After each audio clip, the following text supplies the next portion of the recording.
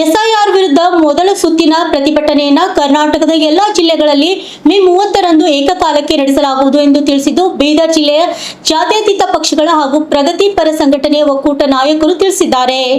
ಇಂದು ಬೀದರ್ ನಗರದಲ್ಲಿ ನಡೆಸಲಾದ ಪತ್ರಿಕಾಗೋಷ್ಠಿಯಲ್ಲಿ ಮಾತನಾಡಿದ ಜಿಲ್ಲಾ ಜಾತ್ಯತೀತ ಪಕ್ಷಗಳು ಹಾಗೂ ಪ್ರಗತಿಪರ ಸಂಘಟನೆ ಒಕ್ಕೂಟ ನಾಯಕರು ಮಾತನಾಡಿ, ಚುನಾವಣೆ ಆಯೋಗವು ದೇಶದಲ್ಲಿ ಅಸಂವಿಧಾನಿಕ ಹಾಗೂ ಅವೈಜ್ಞಾನಿಕವಾಗಿ ಎಸ್ಐಆರ್ ನಡೆಸುತ್ತಿರುವ ಮತದಾರರ ಪರಿಶಿಷ್ಟನೆಯಿಂದ ದೇಶದ 15 ರಾಜ್ಯಗಳಲ್ಲಿ ಸುಮಾರು 4 ಕೋಟಿಗೂ ಅಧಿಕ ಮತದಾರರ ಪಟ್ಟಿಯಿಂದ ಕೈಬಿಟ್ಟು ಮತದಾನ ಮಾಡುವುದನ್ನು ತಪ್ಪಿಸಿದ ಚುನಾವಣೆ ಆಯೋಗವು ಬರುವ ಜೂನ್ 15ರಂದು ಕರ್ನಾಟಕ ಎಸ್ಐಆರ್ ಕಾರ್ಯಾಚರಣೆ ನಡೆಸುತ್ತಿರುವುದನ್ನು ವಿರೋಧಿಸಿ ಬೀದರ್ ಜಿಲ್ಲೆ ಜಾತ್ಯತೀತ ಪಕ್ಷಗಳ ಹಾಗೂ ಪ್ರಗತಿಪರ ಸಂಘಟನೆ ಒಕ್ಕೂಟ ವತಿಯಿಂದ ಮೊದಲ ಸುತ್ತಿನ ಬೃಹತ್ ಪ್ರತಿಭಟನೆಯನ್ನು ಇದೇ ತಿಂಗಳು 30ರಂದು ರಾಜ್ಯದ ಎಲ್ಲ ಜಿಲ್ಲೆಗಳಲ್ಲಿ ಏಕಕಾಲಕ್ಕೆ ನಡೆಸಲಾಗುವುದು.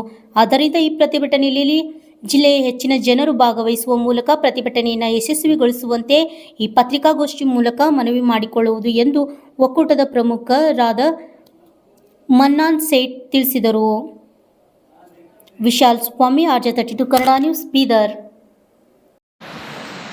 एसआईआर जो सेंट्रल गवर्नमेंट की इलेक्शन कमीशन की तरफ से लागू किया गया है, ये अनसाइंटिफिक है.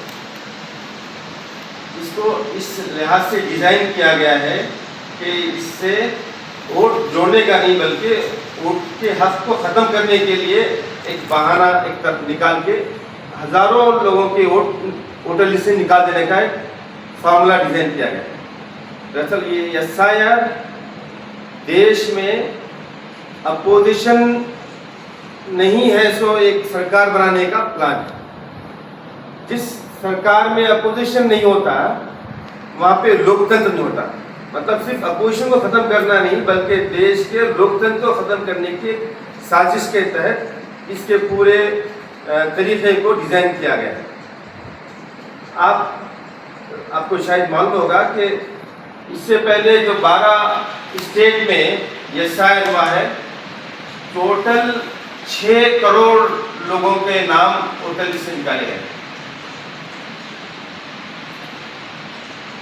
बिहार में हुआ, वेस्ट बंगाल में हुआ. बिहार और वेस्ट बंगाल में जब हुआ एसआईआर, उनके सर पे इलेक्शन था, वहाँ पे काम करने का लोगों को मौका नहीं मिला. वहाँ के जितने प्रगति संगठने हैं, प्रोग्रेसिव ऑर्गेनाइजेशन हैं, उनको उसका विरोध करने का मौका नहीं मिला था. मगर हमको हमारे कर्नाटक स्टेट में इलेक्शन के लिए 2 साल में हमारे पास मौका है. हम इसको पूरी तरह से मुखालिफत करते हैं. न सिर्फ मुखालिफत करते हैं बल्कि सेंट्रल गवर्नमेंट से ये अपील करते हैं कि इसको कैंसिल किया जाए. ये अनसाइंटिफिक है और दस्तूर के खिलाफ है, अनकॉन्स्टिट्यूशनल है. मैं अब्दुल मन्नान सेठ, मैं आप तमाम लोगों को ये प्रेस के मुखातरा मैं अपील करता हूँ कि इस 30 तारीख को होने जा रहे प्रोटेस्ट में ज़्यादा से ज़्यादा तादाद में शिरकत करके इसको कामयाब बनाएं और एसआईआर के खिलाफ अपनी मुखालिफत को दर्ज करें. ಮನುಷ್ಯರಿಗೆ ಅವರು ನೇಮಕ ಮಾಡ್ತಾ ಇದ್ದಾರೆ, ಅದು ನಾವು ಪ್ರತಿಭಟಿಸಬೇಕು, ಖಂಡಿಸಬೇಕು. ಅದು ಆ ಪ್ರಕ್ರಿಯೆಯನ್ನು ನಿಲ್ಲಬೇಕು. ಸರ್ಕಾರ ಅಧಿಕಾರಗಳು ಬರಲಿ, ಕೇಂದ್ರ ಸರ್ಕಾರ ಬರಲಿ ಅಥವಾ ರಾಜ್ಯ ಸರ್ಕಾರ ಬರಲಿ, ಆದರೂ ಖಾಸಗಿ ಅಧಿಕಾರಿಗಳು BLO ಅಂತ ಹೇಳಿ ನಮ್ಮ ಅರ್ಜಿಗಳು ನಾವು ಇದ್ದೇವೋ ಬಿಟ್ಟೇವೋ ಗೊತ್ತಿಲ್ಲ, ನಾವು ಇಲ್ಲೋದ್ರಿಗೆ ನಮ್ಮದು ಸತ್ತರ ಅಥವಾ ನಾನು ಇಲ್ಲಿಂದ ಬೇರೆ ಕಡೆ ಅರ್ಜಿ ನಾನು ಹಾಕಿ ಬೇರೆ ಕಡೆ ನನ್ನ ಹೆಸರು ಟ್ರಾನ್ಸ್ಫರ್ ಮಾಡ್ಕೊತೆ ಅಂತಂದು ಆ ಕೆಲಸ ಡೂಪ್ಲಿಕೇಟ್ ಆಗಿ ಮಾಡ್ತಾ ಇದ್ದಾರೆ. ಅದೆಲ್ಲವೂ ಕೂಡ ಕಣ್ಮುಂದು ನಮ್ಮೊಂದು ಈಗ ನಮ್ಮ ರೊಟ್ಟೆ ಸಭೆದಾಗ ಗ್ರಾಮ ಸಭೆಯಲ್ಲಿ ಮಹಿಳಾ ಸಭೆಯಲ್ಲಿ ಬಂದು ನಮ್ಮ ಆಯ್ಕೆ ನಾವು ಏನಿದ್ದೇವೋ ಇಲ್ಲ ಬಂದು ಪರಿಷ್ಕರಣೆ ಆಗಿದೆ. ಅದಕ್ಕೆ ತಾವು ಕೊಟ್ಟಿದ್ದ ಪೇಪರ್ಸು ಯಾರೋ ಕೊಟ್ಟರು ಅವ್ರದ್ದು ತಗೊಂಡು ಒಂದು ಬಂಡಲ್ಲೇ ಇಡೀ ಆ ಏರಿಯಾದಾಗಿದ್ದಂಥ ಹೆಸರು ಇರ್ತದೆ.